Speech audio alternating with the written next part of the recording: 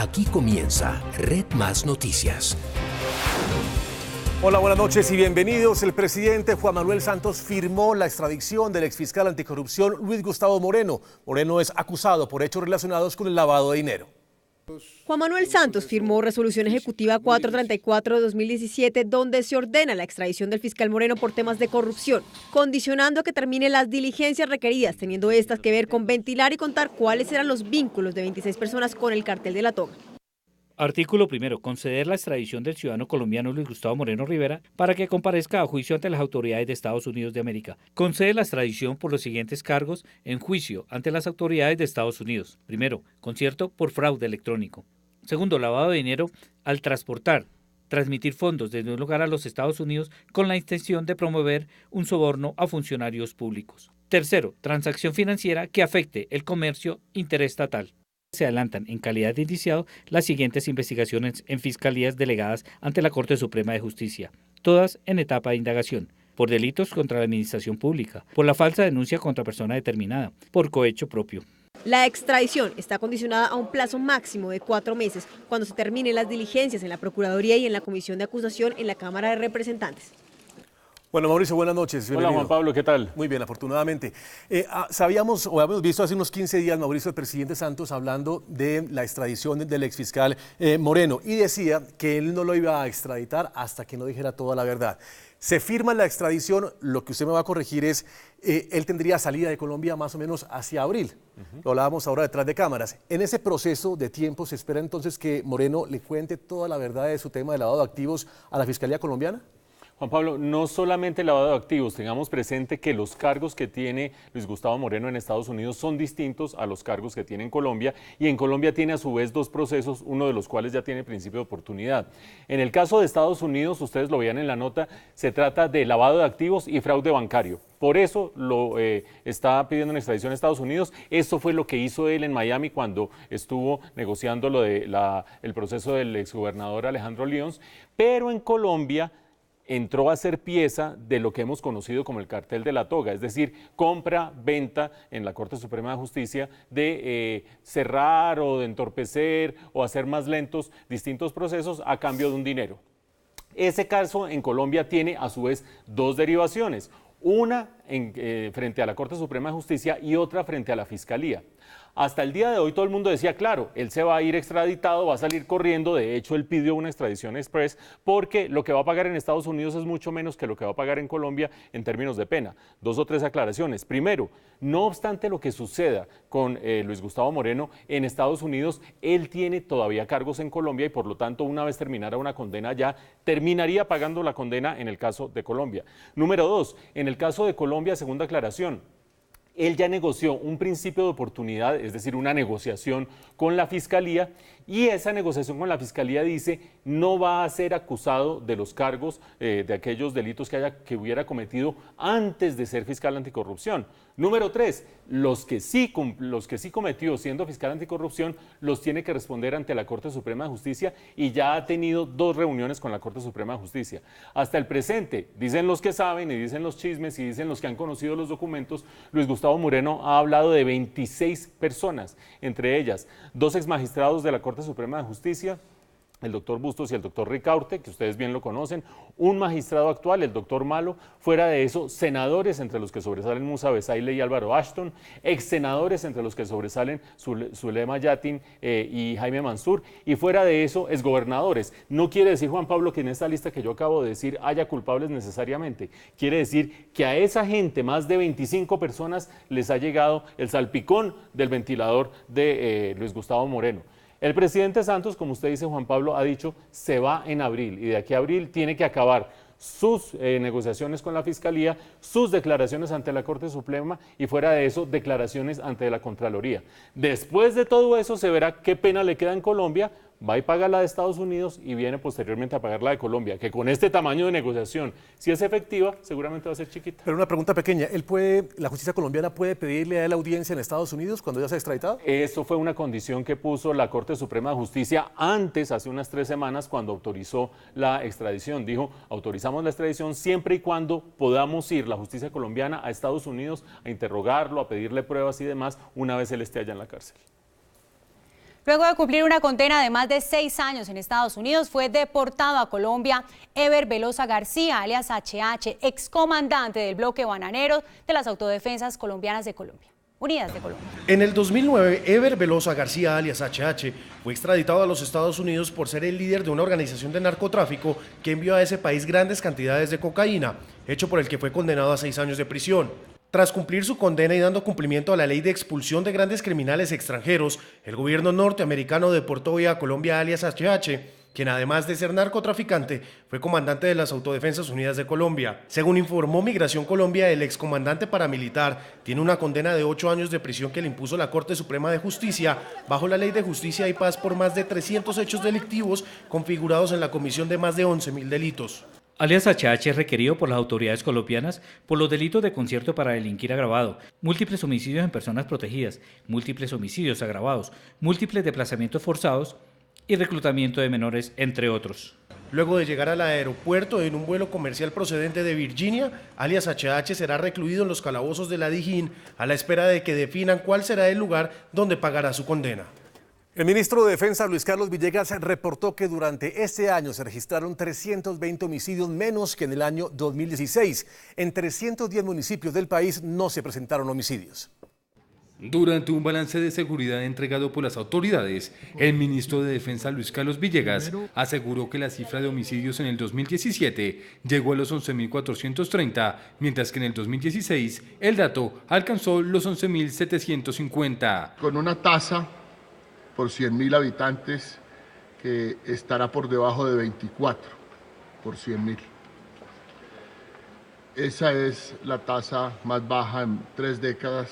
Con esto entonces lo que queremos hoy informarles a los colombianos es que este es un año que va a pasar otra vez a la historia como el año más seguro en por lo menos 4 décadas. Mientras en el 2003 en 163 municipios no se presentaron homicidios, este año la cifra ascendió a los 310 municipios. Están especialmente en Boyacá, Santander, Cundinamarca y Bolívar, Nariño y norte de Santander.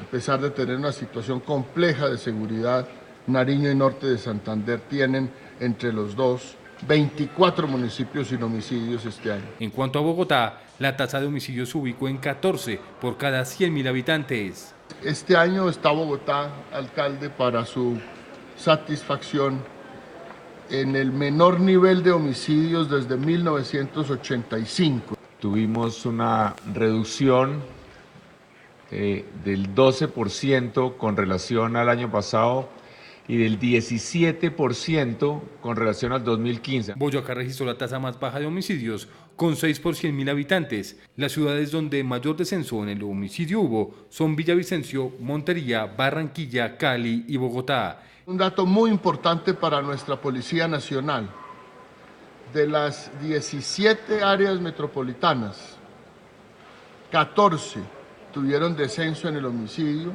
y solo 3 un aumento, que son Medellín, Cartagena y Neiva.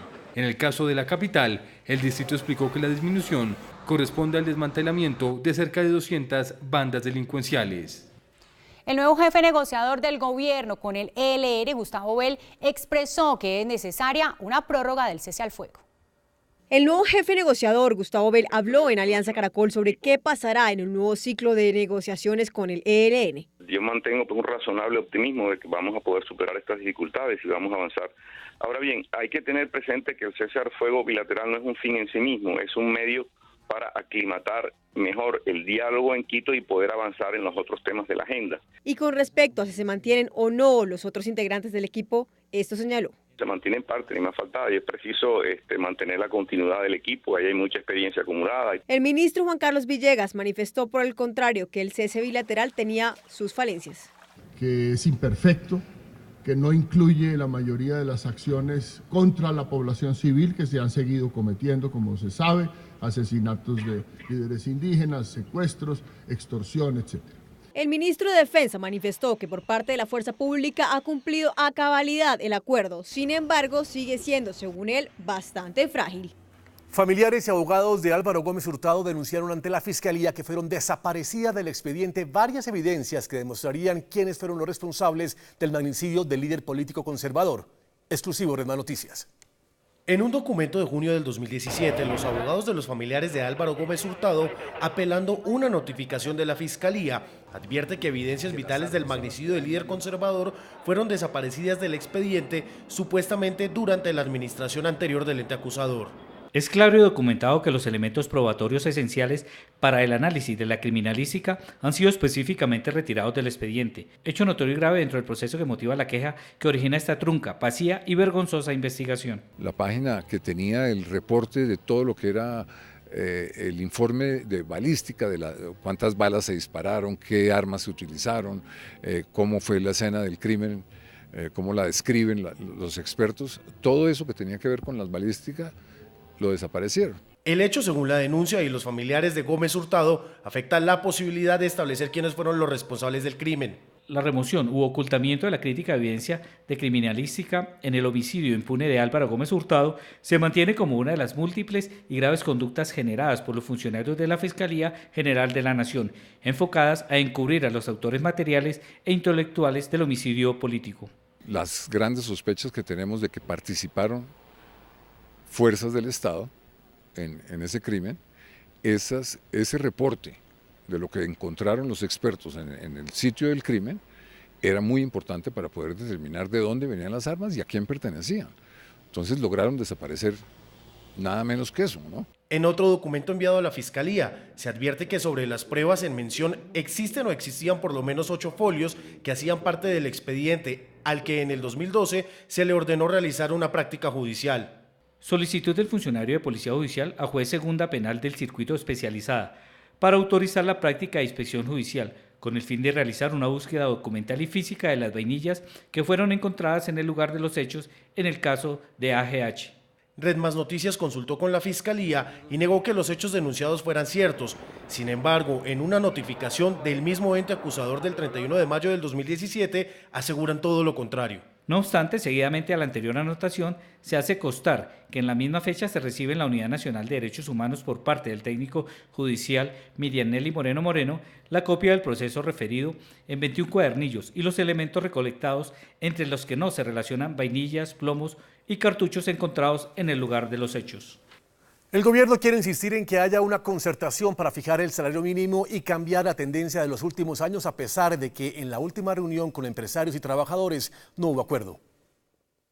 La ministra de Trabajo, Griselda Restrepo, ha dejado claro que insistirá hasta último momento para que el salario mínimo para 2018 se fije por concertación. Aunque los empresarios y trabajadores han sostenido que las posiciones están muy lejos, 5,1 frente a 9%, la ministra asegura que se han logrado analizar fórmulas entre las partes que permiten pensar en la posibilidad de una concertación. Intentar un acuerdo para mandar un buen mensaje al país sobre lo que somos capaces de acordar, a pesar de las diferencias, siempre será positivo. La ministra mantiene comunicación con voceros de ambas partes y dice que aún existe la posibilidad de que luego de algunos análisis se logre una fórmula que evite que de nuevo el decreto se fije de manera unilateral por parte del gobierno. Empezar a encontrar esos puntos que nos acerquen y nos permitan mandar un buen mensaje al país. En un país polarizado como Colombia, la concertación, el diálogo, la posibilidad de un acuerdo es una obligación para todos. El plazo final es el próximo jueves y la ministra dice que hasta último momento seguirá buscando la concertación para revertir la tendencia que ha perdurado durante los últimos años. Algunos representantes de las centrales obreras están dispuestos a firmar un 7% de aumento. Los empresarios no se quieren mover de su propuesta. Sin embargo, en este momento no se conoce una propuesta de parte del gobierno de incremento salarial para 2018 que beneficia a 1,4 millones de trabajadores que devengan el mínimo. Mauricio, ¿cuánto llevamos sin llegar a un acuerdo para el salario mínimo?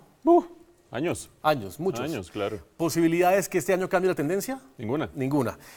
La ministra Griselda Restrepo estaba diciendo que en un país como ese tan polarizado, llegar a un acuerdo era casi una obligación. No van a llegar a ningún acuerdo. No van a llegar a ningún acuerdo. Hombre, primero ese ritual hay que cumplirlo, es decir, hay que sentarse, negociar, tratar de encontrar el punto medio, pero todos sabemos que es muy difícil conciliar cuando hay posiciones como las de los empresarios que dicen que habría que aumentar el salario mínimo máximo 5%, depende del empresario al que uno le pregunte, y dependiendo de cuál sea el sindicato con el que uno esté hablando, habla de 10, 12, 14%. Vamos a lo fino de esta análisis. Si uno como economista dice hay que aumentarle a los trabajadores una cantidad de plata porque esa cantidad de plata lo que va a significar es mayor bienestar, inmediatamente los empresarios empiezan a evaluar.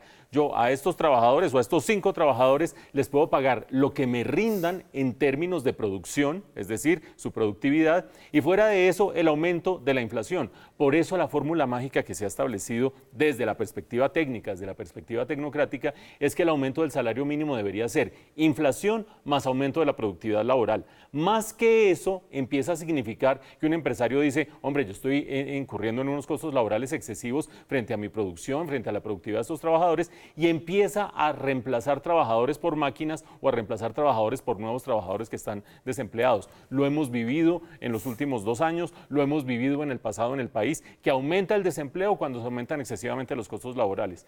En el caso que nos ocupa, para el año entrante debería ser más o menos entre 4,5% y 5% el máximo aumento que se podría dar. ¿Por qué? Porque la inflación va a ser más o menos 4,1% y Planeación Nacional ha dicho que la productividad el año que está terminando creció menos de 0,5%.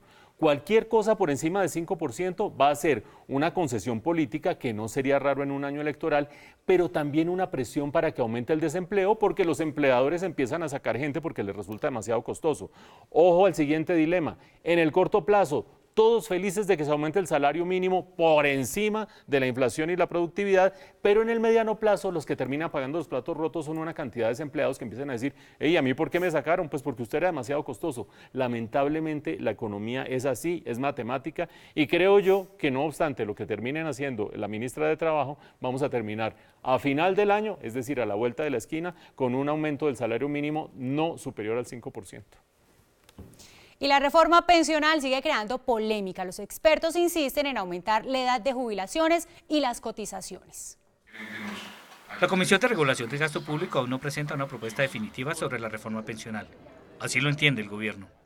Ellos mencionan el tema de la edad de jubilación, también de aumentar la edad de jubilación, pero en un tema muy de fondo, quizás el más importante de todos, entiendo que no hubo acuerdo porque se plantean 2 tesis. En diálogo de la alianza Red Más Caracol Radio, el ministro Cárdenas dijo que la propuesta integral no se conoce y que hay que indagar a los miembros de la comisión.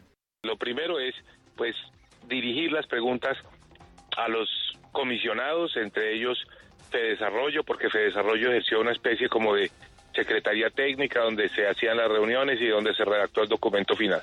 De acuerdo con Cárdenas, el trabajo que se está haciendo el DANE con el nuevo censo será clave para tomar una decisión. Ese censo seguramente va a dar una información muy útil sobre cómo está el tema demográfico en Colombia y particularmente la expectativa de vida.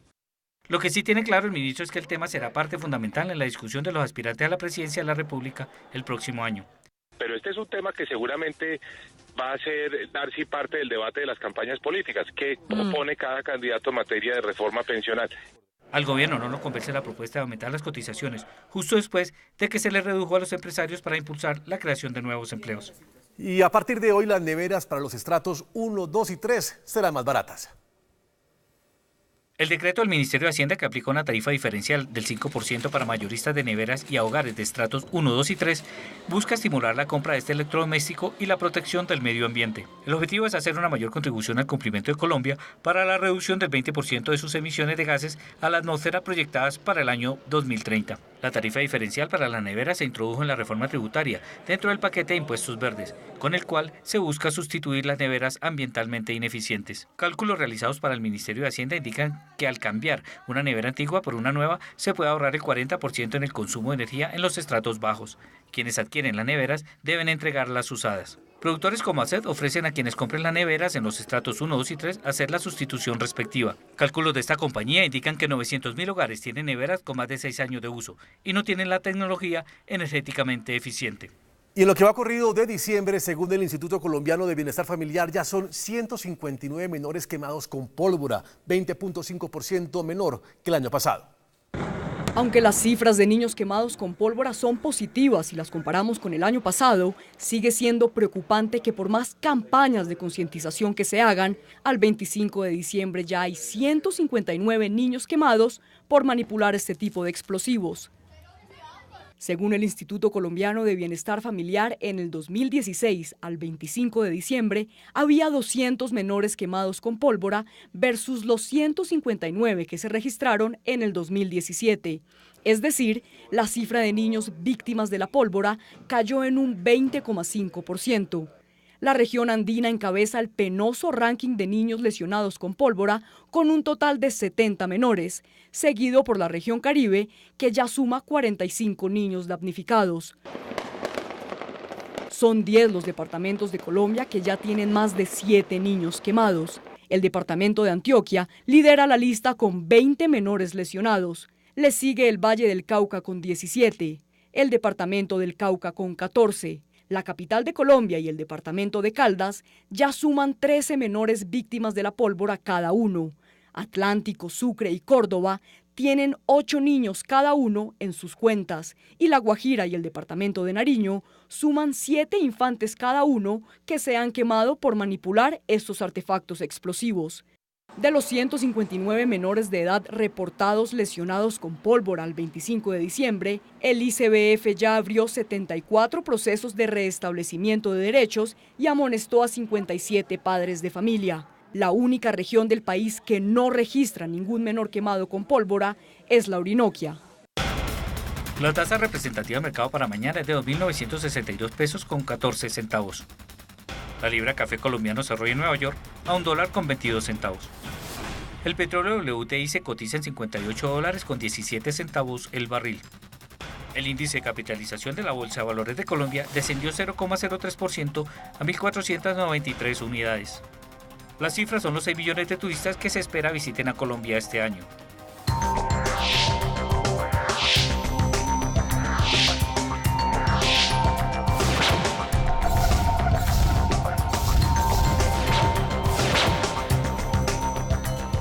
En medio de multitudinarias manifestaciones por el indulto de Alberto Fujimori en Perú, el expresidente pidió perdón a sus compatriotas.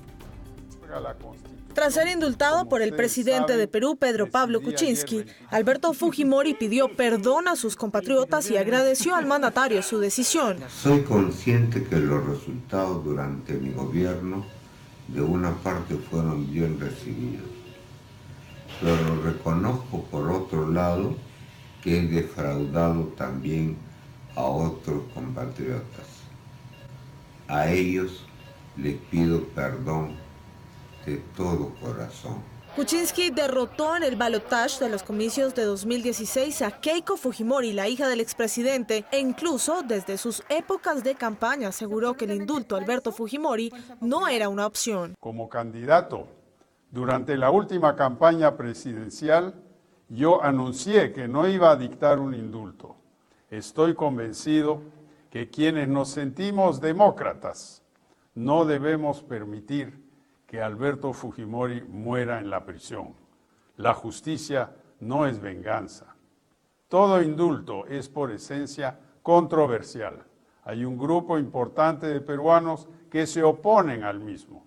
Mi decisión es especialmente compleja y difícil, pero es mi decisión. En medio de las protestas y manifestaciones por su decisión, el mandatario se dirigió a los peruanos para explicar su polémica decisión. Quizás esta ha sido la decisión más difícil de mi vida. Se trata de la salud y las posibilidades de vida de un expresidente del Perú que, habiendo cometido excesos y errores graves, fue sentenciado y ha cumplido ya 12 años de condena. Un indulto que desató una nueva tormenta política contra Pedro Pablo Kuczynski, quien el pasado jueves, hace 4 días, se salvó de ser destituido por el Congreso de su país, contando con el apoyo de una parte del fujimorismo. Es que este es el ambiente en las calles de Perú tras conocerse el indulto presidencial. Se está exigiendo la renuncia a él y la recondena nuevamente de este genocida de Alberto Fujimori, todo lo que tiene que ser la bancada fujimorista, aprista realmente todo el Congreso. el pueblo boliviano está en todo su derecho a una insurgencia nacional. Al menos 5.000 personas siguen expresando su descontento y denunciaron represión por parte de las fuerzas del orden. He visto a toda la gente movilizándose, he visto a los policías cuando nos han seguido, nos han cercado, nos han tirado bombas. Yo digo, PPK, o sea, encima que nos hace esto, se aprovecha de nosotros en las fiestas, no nos deja expresar nuestro derecho de protestar libremente. El expresidente de Perú, Alberto Fujimori, de 79 años, había sido condenado a 25 de cárcel por delitos de lesa humanidad por la autoría de 2 matanzas perpetradas durante su gobierno en 1991 y 1992 por el grupo militar encubierto Colina, que dejó 25 personas muertas, y el secuestro agravado de un periodista y un empresario en 1992. Varios miembros del partido de Pedro Pablo Kuczynski ya presentaron su dimisión tras la decisión del presidente.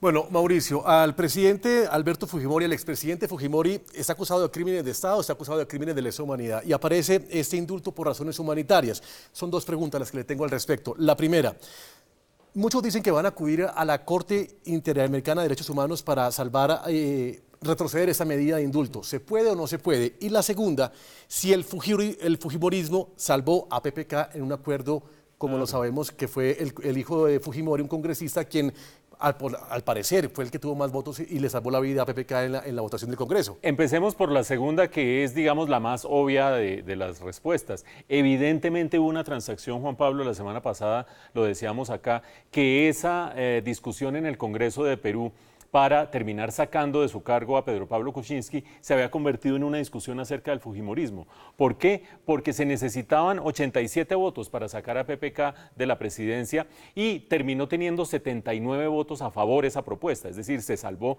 por 87 menos 79, 8 votos. Y 10 votos del fujimorismo, 10 votos que representan a Kenji Fujimori, no a Keiko, la hermana mayor, sino a Kenji, el hermano menor, fueron los que terminaron no votando en favor de sacar a PPK.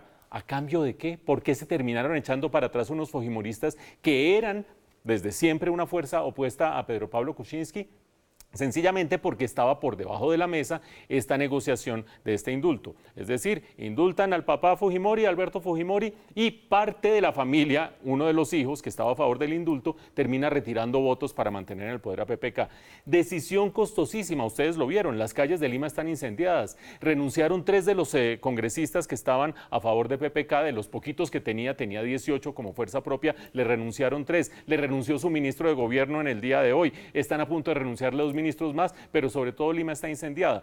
Esa transacción, que termina siendo producto de la debilidad política de Pedro Pablo Kuczynski, lo lleva a una nueva etapa de mayor debilidad y ha generado múltiples reacciones. La indignación de la gente en las calles, la indignación de la gente fuera de Perú también. ¿Por qué? Porque ustedes lo vieron en la nota, lo decía Juan Pablo, condenado a 25 años, no había pagado ni la mitad de la pena y termina siendo indultado por razones humanitarias. Cuando ustedes lo ven en el video, pues vaya uno a saber, ni soy médico, ni ustedes, la mayoría de ustedes tampoco probablemente, para saber si ese video revela verdaderamente una mala condición de salud, pero en buena condición de salud. Y mientras tanto en Colombia hay un gran eco de esa decisión. Hay gente que termina diciendo, es totalmente injusto que hayan soltado a Alberto Fujimori indultado, no lo han soltado todavía, pero que lo indulten. Y hay gente que dice, ¿y por qué se quejan de eso si aquí en Colombia se le está dando un indulto a 4.000 guerrilleros o 4.000 y pico de guerrilleros e impunidad al comando central de las FARC? Cada uno tendrá su gusto al respecto. Yo solamente sugiero un elemento de juicio para tener en cuenta. La negociación con las FARC fue resultado de no haber podido derrotar a las FARC. Es una negociación que a unos les gusta, a otros no les gusta. A mí hay cosas que no me gustan y hay cosas que me parece que son razonables. Pero es resultado de un Estado que no pudo derrotar militarmente a las FARC. En este caso de Alberto Fujimori, estamos hablando de un jefe de Estado que cerró el Congreso y que abusó desde la jefatura del Estado de múltiples de sus funciones, llevando incluso a grupos paramilitares a cometer matanzas como las que hemos visto. Son 2 casos aparentemente asimilables en el debate de redes sociales, pero esencialmente distintos. Ustedes juzgarán de qué lado están. Estados Unidos anunció una reducción de más de $285 millones en sus aportes a la ONU.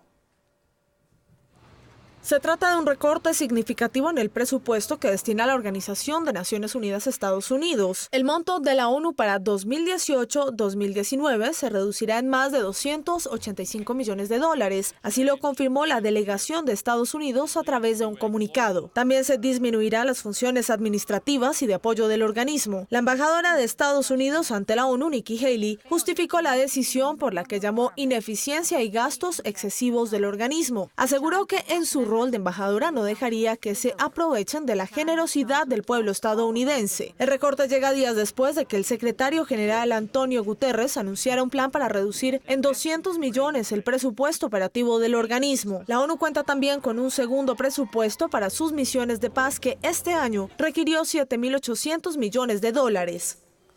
Bueno, Mauricio, este anuncio lo había hecho el presidente Donald Trump, lo ha hecho en campaña. Y yo creo que él saca cada vez que tiene la oportunidad de algo que lo que prometió en campaña lo pone a su favor en este momento por la coyuntura que hay. Y me refiero porque la ONU está castigando de alguna manera al presidente de Estados Unidos con la decisión de Estados Unidos de trasladar su embajada de Estados Unidos en Jerusalén, en Israel.